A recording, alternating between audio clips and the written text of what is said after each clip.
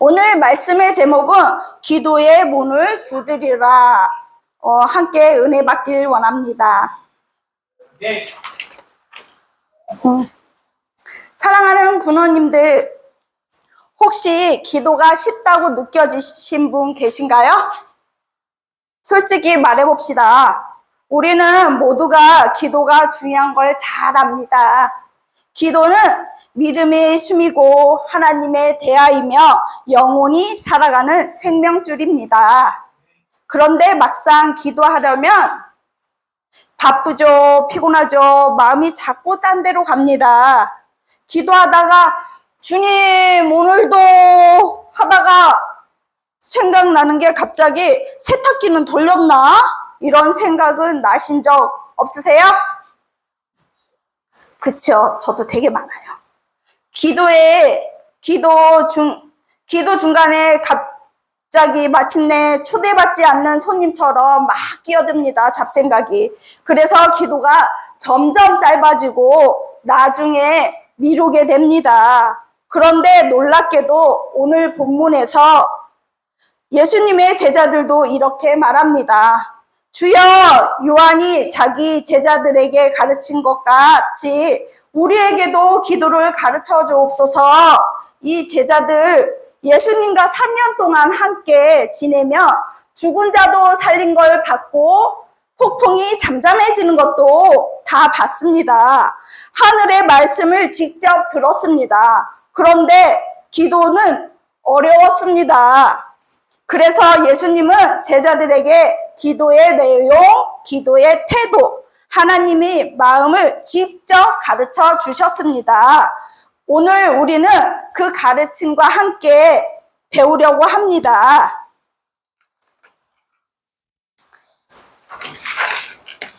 예수님이 가르쳐 주신 기도는 첫 마디는 아주 단순합니다. 아버지여, 부모님들, 이 한 단어 속에 기도의 본질이 다 들어있습니다. 하나님을 아버지라고 부르는 순간 기도는 더 이상 무거운 종교의식이 아니라 형식적인 의무가 아닙니다. 그건 사랑받는 자녀만이 누릴 수 있는 특권입니다. 아멘? 아버지는 자녀를 사랑합니다. 자녀의 필요를 아시고 잘 되기를 원하십니다. 혹시 아버지께 떡 달라고 하는데 돌을 주는 집 있나요? 없을 겁니다. 아버지는 자녀의 입속에 좋은 것을 넣어주려고 애쓰는 사람입니다. 성경을 보면 이 아버지의 사랑이 얼마나 큰지 보여주는 장면이 많습니다. 탕자의 비유를 하겠습니다. 아들이 집을 떠나 재산을 다 탕진했을 때 아버지는 매일같이 문 앞에서 아들을 기다렸습니다. 그냥 기다렸겠어요? 기도하면서 기다렸죠. 그리고 돌아오는 날 멀리서 그 그림자만 보여도 달려가서 끌어안고 옷을 입히고 잔치를 열어주었습니다. 이게 바로 우리 아버지여 하고 부를 때 하나님의 가지신 마음입니다. 그래, 내가 기다렸다. 잘 왔다. 내 사랑하는 아들아, 내 사랑하는 내 딸아. 다윗은 전쟁과 고난 속에 이렇게 고백합니다. 여호와는 나의 목자시니 내게 부족함이 없이로다. 아버지가 나의 목자가 되며 양이 목자를 믿고 풀밭에 편히 누운 것처럼 우리는 기도의 자리에 평안을 누릴 수 있습니다.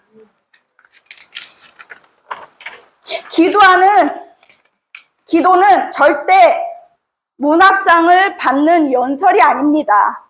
길게 멋지게 신학적으로 포장해야 들을 수 있는 게 아닙니다. 어린아이가 아빠한테 말하듯이 그냥 솔직하게 그대로 하는 게 기도입니다. 아버지, 오늘 너무 힘들었어요. 이 문제 때문에 걱정이 돼요. 저는 할 수 없습니다. 도와주세요. 더 이상 어떻게 해야 할지 모르겠습니다. 이게 기도입니다.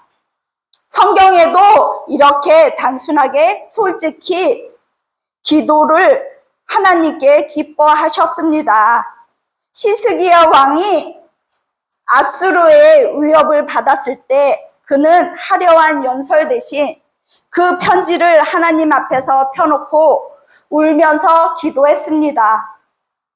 하나님은 즉시 응답하셔서 대군들을 물리쳤습니다. 베드로가 바다 위로 걷다가 물에 빠질 때 그가 한 기도는 단 3마디였습니다. 주여, 나를 구원하소서. 예수님은 바로 손을 내밀어 붙잡아 주셨습니다. 하나님은 어려운 말보다 진실한 마음을 들으십니다.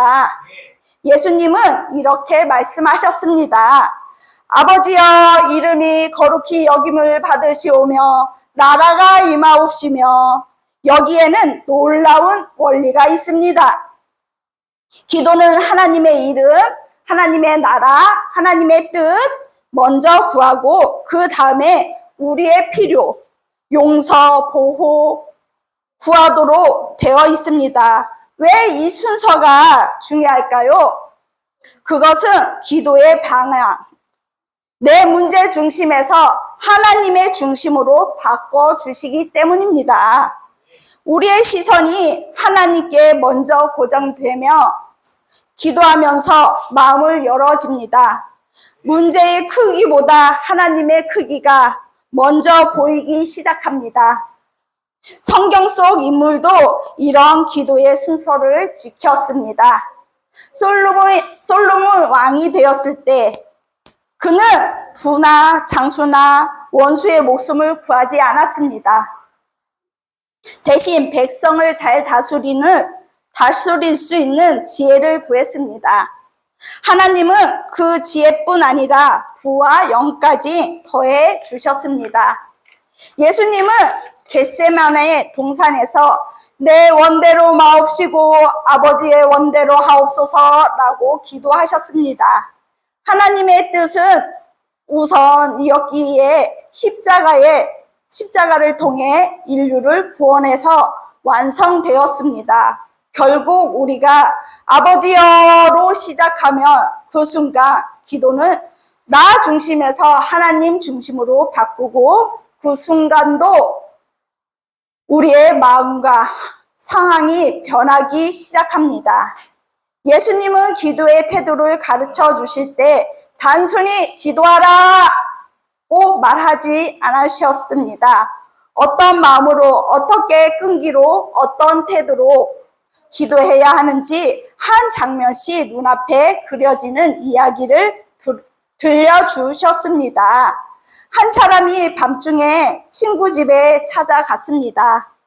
그는 다급했습니다. 먼 길을 온 손님이 갑작스레 집에 찾아왔는데 집에 먹을 것이 없었습니다. 냉장고도 없었고요. 편의점도 없었습니다. 그 시대에는 빵과 떡도 매일 아침에 구워야 했습니다. 그래서 그는 떡 3덩어리를 빌리러 친구 집 문을 두드렸습니다. 문을 두드린다는 것은 그 당시 꽤 무례하고 불편한 행동이었습니다. 그 시대의 이스라엘은 집은 방 하나뿐이었고요. 온 가족이 다 같이 자리에 누워 잡니다. 문을 열면 아버지뿐만 아니라 아이들까지도 깨고 아마 집에 있던 닭도 깨었을 겁니다. 닭도 울고 그랬을 것입니다. 안에서 친구가 이렇게 말합니다. 문이 이미 닫혔고 아이들이 나와 함께 침실에 누워있으니 일어나 줄 수 없노라. 이 말은 미안하지만 지금은 도저히 안 돼. 내일 아침에 와 라는 뜻입니다. 그런데 이 사람은 어떻게 합니까? 포기하지 않습니다. 문 앞에서 다시 두드립니다. 아마 안에 있는 저 사람이 아직도 안 갔어? 하고 한숨 쉬며 있었을 것입니다. 그런데 그 소리가 멈추지 않았습니다. 예수님은 이렇게 말씀하십니다. 비록 벗됨으로 인하여서는 일어나서 주지 아니할지라도 그 간청함은 인하여 일어나 그 요구대로 주리라. 여기서 간청함이라는 말은 원래 헬라어로 끈질김, 뻔뻔함이라는 뜻을 가지고 있습니다. 즉시 예수님은 기도할 때 조금만 하다가 그만두지 말라라는 겁니다. 하는 문을 열릴 때까지 뻔뻔하게 두드리라고 하십니다. 예수님은 이어서 이렇게 약속하십니다. 구하라 그리하면 주실 것이요, 찾으라 그리하면 찾을 것이요, 문을 두드려라 그리하면 열릴 것이니 헬라와 원문에 한 번이라는 의미는 없습니다. 문법적으로 계속 구하라, 계속 찾으라, 계속 두드려라. 즉, 한 번 기도가 응답 없다고 하나님은 안 들어주신다 하고 포기하는 게 아니라 응답이 올 때까지 계속 나아가야 한다는 것입니다. 성경에는 이렇게 끈질기게 구한 사람들이 많습니다. 야곱은요, 약복강에서 천사와 씨름하며 당신이 내게 축복하지 아니하며 가게 하지 아니하겠나이다 하고 매달렸습니다. 하나님은 그의 이름을 바꾸시고 새로운 인생을 열어주셨습니다. 수르보니아 여인은요, 예수님께 딸의 치료를 간구했지만 처음에 거절당했습니다. 그녀는 포기하지 않고 주여 올소이다마는 개들도 제 주인의 상에 떨어진 부스러기를 먹나이다 하고 다시 요청했습니다. 예수님은 그녀의 믿음을 칭찬하시며 응답하셨습니다. 한나는요, 아이를 주시지 않는 하나님 앞에 해마다 눈물로 기도했습니다. 결국 하나님께서 사무엘이라는 귀한 아들을 주셨고 그 아들은 이스라엘의 영적 지도자가 되었습니다. 혹시 우리 구누님들 중에 오래 기도했는데 아직 응답이 없으신 분 계십니까? 하나님은 안 듣는 게 아닙니다. 때로는 하나님의 기다림 속에서도 우리의 믿음을 연단하시고 응답이 올 때까지 이건 정말 하나님의 은혜구나 하고 깊이 깨닫게 하십니다.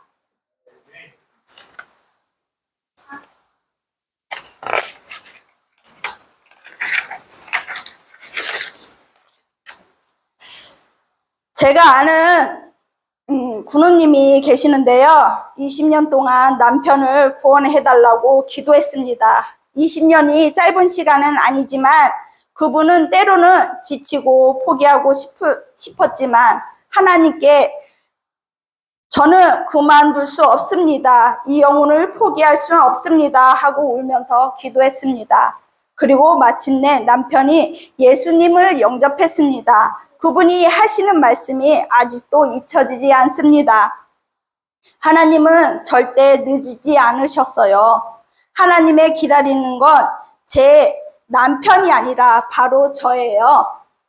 제가 준비될 때까지 기다리신 겁니다.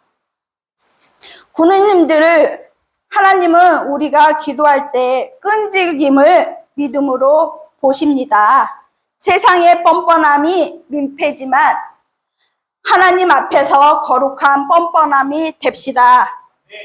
밤중에 친구 집 문을 두드렸던 사람처럼 하늘 문을 열릴 때까지 멈추지 않고 멈추지 않는 우리 군우님들이 되시기를 축복합니다. 그리고 언젠가 하나님께서 미소 지으시면서 이렇게 말씀하실 것입니다. 너가 나를 믿고 끝까지 구했다. 이제 받으라. 예수님은 제자들에게 이렇게 물으셨습니다. 너희 중에 아버지 된 자로서 아들이 생선을 달라 하는데 생선 대신 뱀을 주며 알을 달라 하는데 정갈을 주겠느냐? 그 질문을 들은 사람들은 다 웃을 것입니다. 그건 너무 말이 안 돼요. 이야기였거든요. 아무리 못된 아버지라도 자녀가 밥 달라 하는데 독을 주는 사람은 없습니다. 아무리 성격 개팍해도 자녀가 자기 아이를 일부러 해치지는 못합니다. 해치는 부모는 없습니다. 예수님은 드시는 예화는 그 시대 문화에 맞추어 아주 현실적인 그림이었습니다. 갈릴리 호수 주변에 당시 생선이 많았습니다. 생선은 가정에서 흔히 먹을 수 있는 주식이었고, 그런데 당시 갈릴리에 독이 있는 뱀도 많았습니다. 마찬가지로 달걀을 달라는데 정갈을 준다는 건 단순히 잘못된 게 아니라 정갈은 죽음을 가져올 수 있는 치명적인 해를 의미합니다. 예수님은 질문은 이렇게 말하는 것과 같습니다. 아버지가 자녀를 사랑하는 건 당연하지 않느냐? 하물며 너희를 창조하신 하늘아버지는 어떻겠느냐? 예수님은 이어서 이렇게 말씀하십니다. 너희가 악할지라도 좋은 것을 자식에게 줄 알거든 하물며 너희 하늘 아버지께서 구하는 자에게 성령을 주시겠느냐? 여기서 너희가 악할지라도 말은 우리 인간은 완벽하지 않고 이기적이고 때로는 실수하지만 그럼에도 불구하고 자녀에게 좋은 걸 주려고 한다는 뜻입니다. 그렇다면 제가 전혀 없으신 사랑이 많으신 하나님 아버지는 어떠실까요? 하나님은 가장 좋은 것을 주십니다. 아멘. 그리고 예수님은 여기서 가장 좋은 것은 성령님이라고 말씀하십니다. 우리는 기도할 때 주로 건강, 물질, 직장 문제, 관계 회복을 구합니다.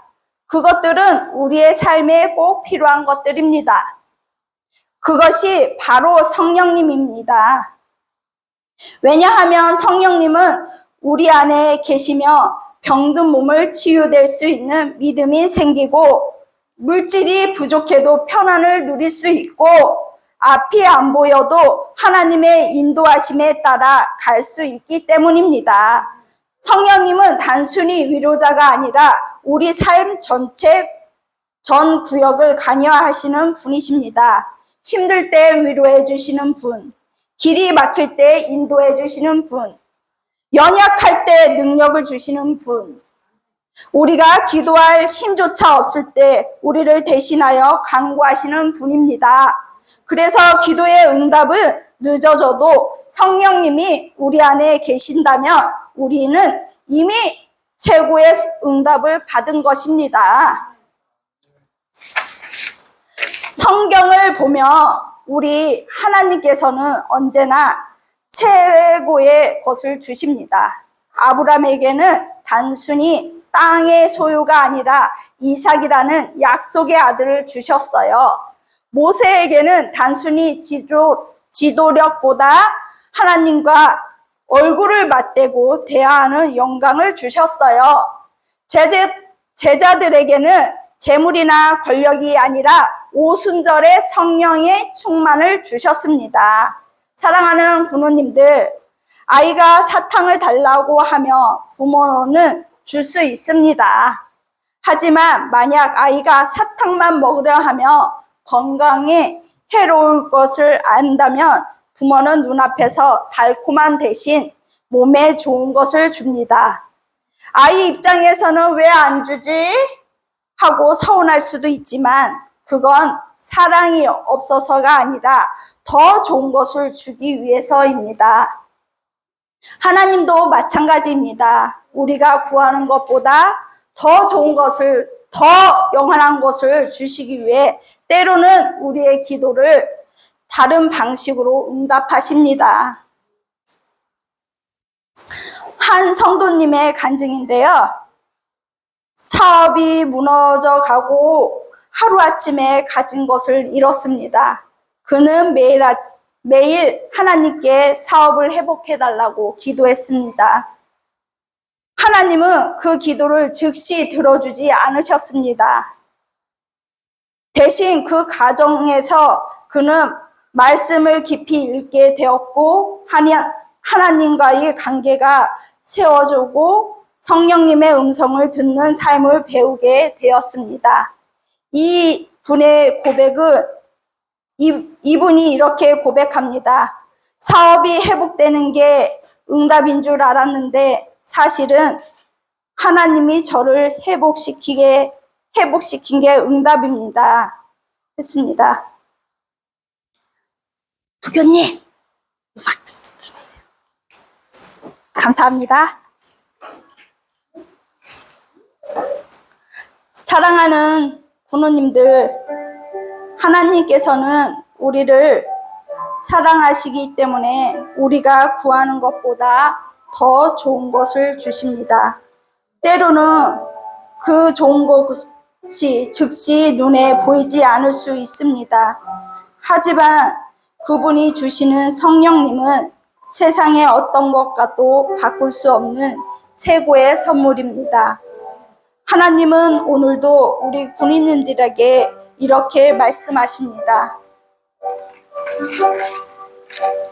내가 너에게 줄 수 있는 건 가장 좋은 것을 주마. 그것은 바로 나의 영, 성령이다. 그분이 우리 안에 계신다면 기도의 응답이 늦어져도 우리는 이미 모든 것을 가진 사람입니다. 말씀을 맺으려고 합니다. 사랑하는 군우님들, 기도는 하늘 문의 열쇠입니다. 아버지를 믿고 담대히 구하십시다. 포기하지 말고 끝까지 두드립시다. 하나님이 주시는 가장 좋은 것을 기대합시다. 혹시 요즘 기도가 식었습니까? 다시 무릎 꿇읍시다. 하나님은 우리가 두드리기를 기다리고 계십니다. 그리고 반드시 가장 좋은 것으로 응답해 주실 것입니다. 아마 하나님이 이렇게 말씀하실 겁니다. 내 사랑하는 아들아, 내 사랑하는 딸아, 내가 듣고 있다. 계속 두드려라. 내가 문을 열겠다. 아멘. 기도하겠습니다. 거룩하신 아버지, 우리를 자녀로 부르시고 기도의 특권을 주셔서 감사합니다. 기도가 막힐 때마다 오늘 말씀을 기억하시고 끝까지 구하며 하나님의 선하심을 경험하게 하옵소서. 우리 삶에 성령의 은혜와 능력이 날마다 임하게 하옵소서.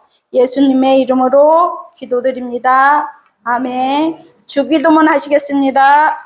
하늘에 계신 우리 아버지여, 이름이 거룩히 여김을 받으시오며 나라가 임하옵시며 뜻이 하늘에서 이루어진 것 같이 땅에서도 이루어지리라.